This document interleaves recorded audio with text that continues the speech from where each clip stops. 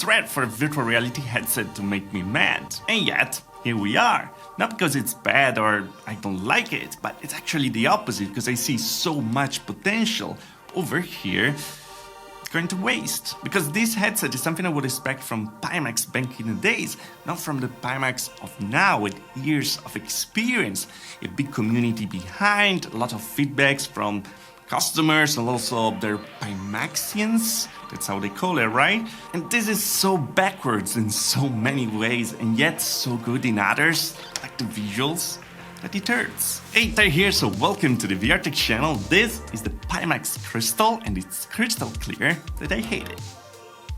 And I wanna love it. Let's get into it.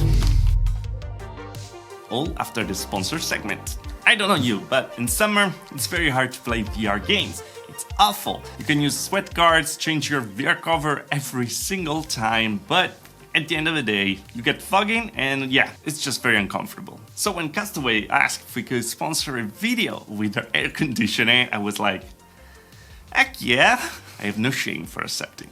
So COSTAWAY has supplied these two air conditioning units, which have changed completely the way I approach VR gaming in summer. Because not only does it cool the room and can be put on a timer, but can also dehumidify my place as well. Which, if you're anything like me that has to stay in the basement, as you can see, getting rid of the humidity is vital for all your electronics. Other features that you can control your unit directly from your phone with the official app, because it has built-in Wi-Fi, without mentioning that it's pretty much plug and play. You set the tube out of the window if you don't have a house with the AC already installed, because you want something portable. It's the way to go. Also, if you want to just have the fan, if it gets chiller, you have that function too. And when finally starts to cooling off, hopefully soon, hello global warming, there's even a heater function. So yeah, it's pretty much 4-in-1 here. In fact, both of my units have the 4-in-1 functions. One is 13,000 BTUs and the other one is 8,000 BTUs. They have many different kinds for every space and needs. And you can check them out at costaway.com or with the link in the description below. But keep following the video for a discount code. By the way, I don't want to be that guy that bashes completely a product because, again, I see a lot of potential over here, but Pimax really gets to my nerves sometimes. I can't wait to share with you the True Lenses video. They actually asked me if I could make one of those, so this is completely an extra video out of just my desire to share my frustration, my thoughts. By the way, you might notice that I'm very late with this one. The reality is that I received a unit 2 months ago, but that one was completely busted. After spending countless hours with the team trying to fix it, well, seems it was unfixable. I actually wrote a list of all the problems that I encountered, and at the end of the day, well, it was just a screen catastrophic failure.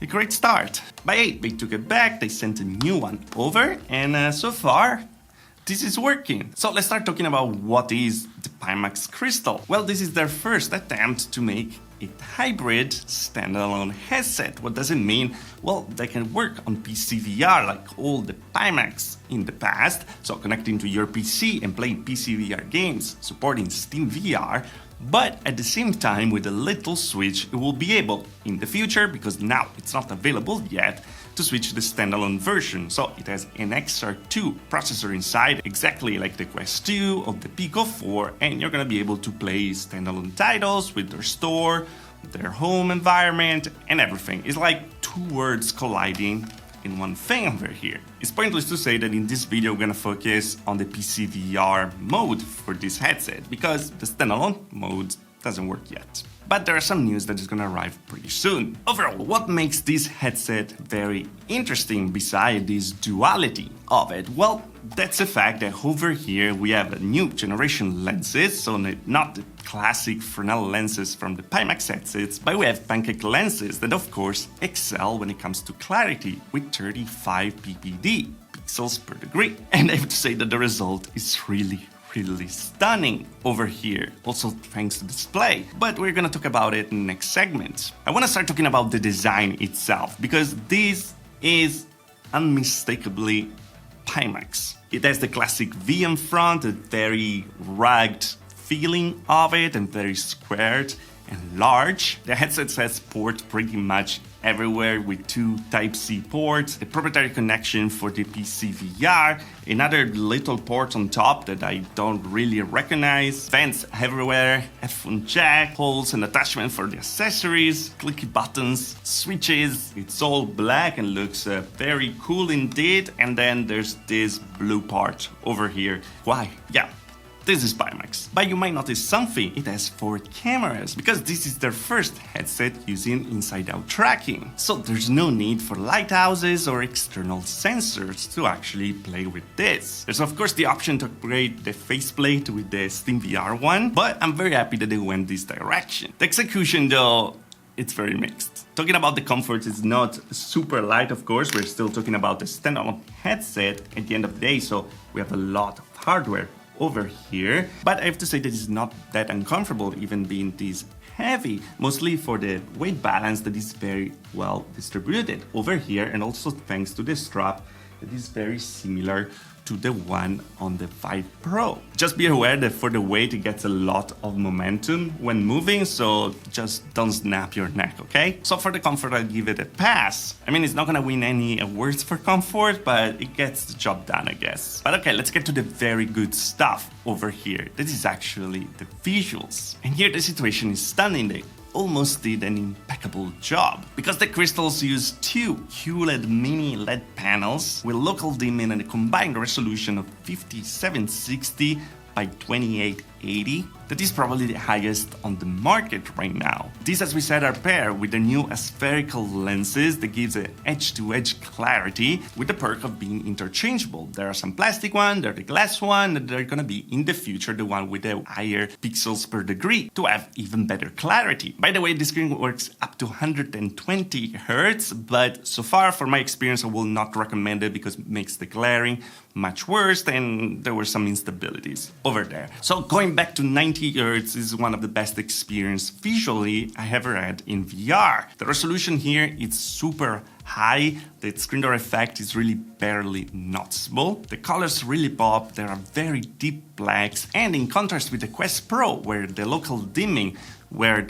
parts of the screen actually turns off completely, we're creating a lot of glaring in the image. Here the glaring is very limited. I don't know how they pulled it off, but it's really the closest thing ever to an OLED display. Putting side by side will be really hard to tell the difference. But when I said almost impeccable, is because there are some problems, big problems that take out all the enjoyment from the screens. First of all, I thought there was a problem with my first unit, but the world scale is completely off, so everything feels very small. This is a well-known issue. They're trying to fix it, but so far, with all the updates in 2 months, that didn't happen yet. I think it should be a priority. Also, with these new lenses comes another problem that is very common for new companies in VR, so it's weird that Pimax is having this problem right now, and that's the fact that we have a lot of barrel distortion, so the worlds kind of shift around when you look around, and that can make you crazy sick. I mean, I'm a person with years of experience in VR, always in VR,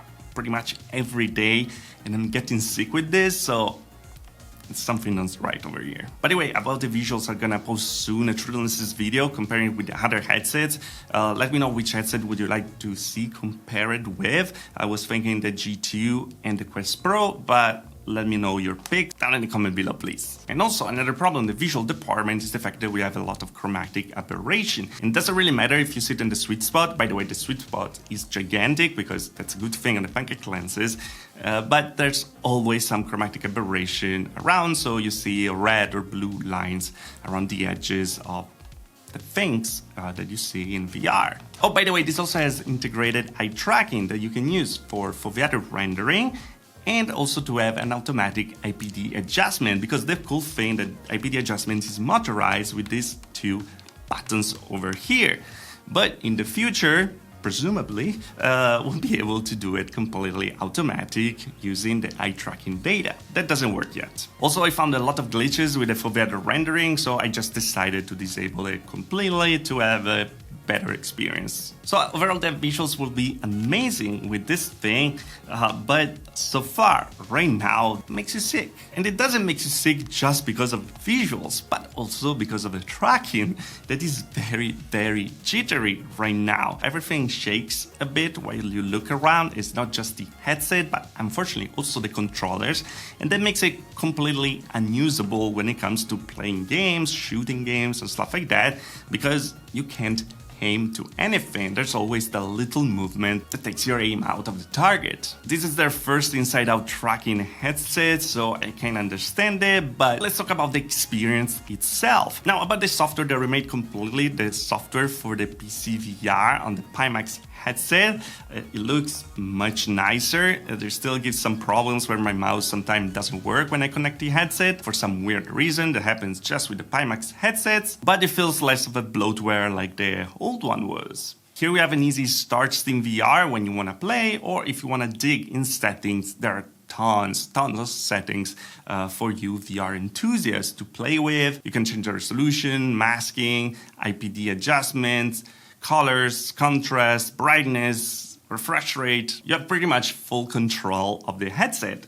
And that's a good thing, because when you want to do it, you can do it. If you don't want to, well, it just works out of the box. Not perfectly, but it works. What's weird though, that even with the 13900K and the 4090, I got some mixed performance, not even super sampling so much, with a lot of stuttering for the first 10 minutes. After that was starting to settle down, but I never understand why that happens. Also, the PC VR implementation feels very clunky because yes, you have a cable that connects via DisplayPort and USB to the PC, but at the same time, you need a battery, even on PC VR. And what's a particular thing is that connecting to the PC, you don't actually charge the battery. So you have to swap the battery all the time. So it's not just a matter of connecting, you have to connect, turn on the device, be sure that the battery is on, and then try to play. When the battery is out, there's also a smaller integrated battery, so you can swap the battery, doing a hot swap on the headset, but just don't take too long for it. But that will be very difficult because the clips to take this thing off are absolutely incredibly hard. You have to be Arnold Schwarzenegger or something to swap these batteries. It's just very weird. Also, it's very weird that the battery charger is exactly like the backplate of the headset. The difference is there's the USB Type-C over there to charge it.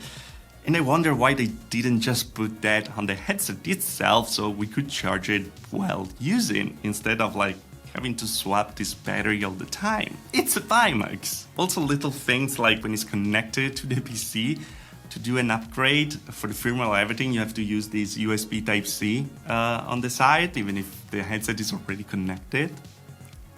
Weird. So yeah, even if I wanted to use it more because the screens are very, very good and I see this amazing potential from this headset, for me it was kind of impossible because the performance wasn't really there. It was making me sick, and it feels just weird to have a very big headset on my head, having to swap batteries and everything like that, and then, you know, having a regular FOV. That doesn't feel very Pimax to me. The thing that the Crystal wants to be the jack of all trades, it actually excels just in little things. It has all the features in the world, all the features that you will like to have in a VR headset. It has eye tracking, there's a motorized IPD, integrated tracking, integrated controllers that come in the box, the possibility to upgrade to different plate to have different tracking, the ability to add accessories everywhere, connections everywhere. It can be standalone, it can be PC VR, and not the PC VR through streaming, but PC VR with full resolution. Will come also in the future with a wireless adapter. That was this, by the way, the first Kickstarter is not here, so I don't really believe that, but it should come. It has index style audio with DTS-X certification, QLED screens, 120Hz with pancake lenses. It feels like the complete headset that you will want to have. There's although that so far, right now, it's just half-baked. I'd be more than happy to update this video in the future because the visuals are really breathtaking. Over here, I don't know how they pulled it off, but until they fix the problems with the visuals itself, it's very hard to recommend. If you really believe in Pimax, in their vision, well, go for it. Otherwise, well, wait a bit, and then in case go for it. Also because this is pretty expensive, starting at $1,499. But yeah, this is still unfinished, it's the beta product. At the end of the day, they know it themselves because the standalone part doesn't work yet, and it's fine. But just be aware of the fact that we're getting a product that will improve in the future if they can, because the hardware, it's all there, and the hardware, it's incredible. They just need some software wizardry right now to make it work as intended. Are they gonna be able to pull it off? We are the judge of it. Anyway, now it's super hot, so again, thanks to COSTAWAY for sponsoring this video. I can't stress enough how much it helped and made it possible to make these videos, because the heat was incredible and it kind of saved productivity and also the possibility to play over here all the time in VR with something on my face. I'm personally extra satisfied, and for me the killer feature is actually the fact that when I don't need it anymore, I can store it away, or if I need it in another room, they're completely portable, they even have wheels and I can just ride them around. Again, my units are the 7000 BTUs that I mostly use over here, and the 14,000 BTUs when I go wild. Also, you can get a 10% discount with the code over here or in the description below. But remember to check their website because they have a ton of stuff and they also ship worldwide. Everywhere. So thanks again to COSTAWAY for sponsoring this video and make all of this possible. It has been chill. Anyway guys, let me know what you think about it in the comment below. Of course, this wasn't a full review. It's gonna arrive when the product is gonna be finished. I'm gonna be happy to do it, of course, because again, I see so much potential and this makes me very, very, very mad because Pimax at this point should be the one like really teaching other companies to how to reinvent the wheel, how to try to push the limits. Instead, they're pushing the limits on hardware, but still not getting there with software to actually back up the hardware. But hey, let me know what you think about it in the comment below. I'm gonna leave the links in the description below anyway if you're interested in picking it up, because if you believe in the visuals, well, this is a headset to keep your eyes on. Quite literally. Anyway guys, as always, if you liked the video, like. If you didn't like, please like. Subscribe to the channel for more VR tech. If you really love the channel, the join button there. It's on the further, also Patreon. Thanks to the Patreon, so join the channel of course. And I see you guys in the next video with the true lenses. Thanks for watching. Ciao. I need more voice, I need some hair.